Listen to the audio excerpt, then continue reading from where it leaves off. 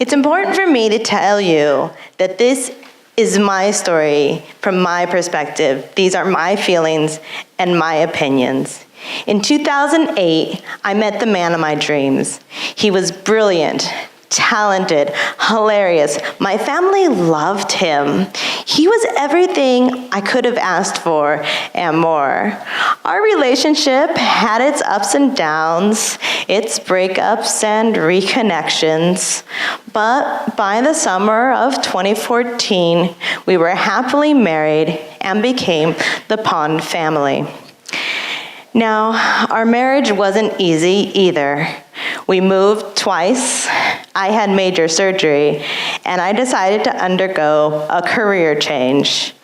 None of that change, however, could have prepared me for our 1-year anniversary, where at a small roadside diner near Anchorage, Alaska, where we had first met, my husband told me that he had been taking estrogen for 6 months, and no longer did he want his penis.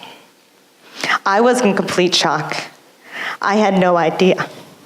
When I met him, he was working for the Boy Scouts. He was about to join the Navy. During our relationship, he rebuilt a car. He did lots of woodwork. He did everything that a man was supposed to do. But after a lot of discussion, I realized that she could no longer pretend to be a man. In the coming months, we got her a therapist, and she started to take prescription estrogen. This was a really hard time for me because I really desperately wanted to celebrate her and her courage to move forward and to become who she was supposed to be. But I was grieving for the loss of my husband, the loss of the life I thought I was going to have. I didn't have a therapist. I had her, but she was on a journey of her own. I turned to online groups, but what I found there was a lot of anger, and I just didn't want to be angry. I felt really alone. I couldn't have been happier when we started coming out to friends and family.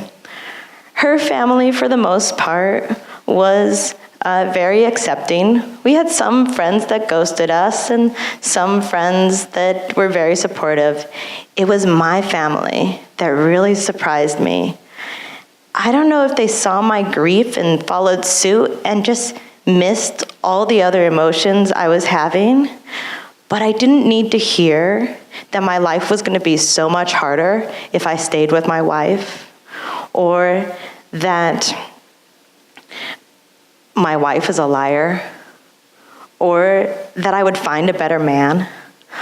All I needed was for them to sit with me and support me and tell me that no matter what decisions I made moving forward, that they would support me in that.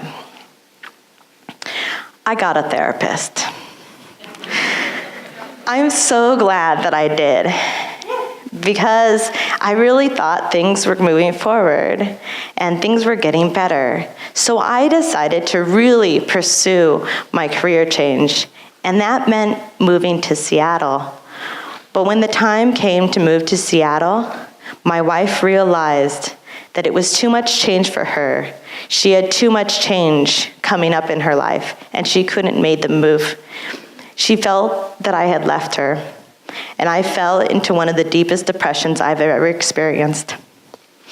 And it wasn't until I finally found a therapist here in Seattle that I started to realize that I needed to love myself. I needed to figure out what I wanted and what I needed in order to move forward. I reached out to friends.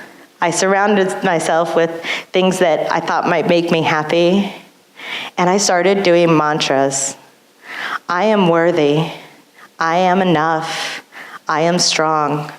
I am loved. I know that I'm a work in progress, but I figure that if the love of my life can try to figure out who she's supposed to be, then so can I. I am loved. I am strong. I am worthy. I am enough. Thank you.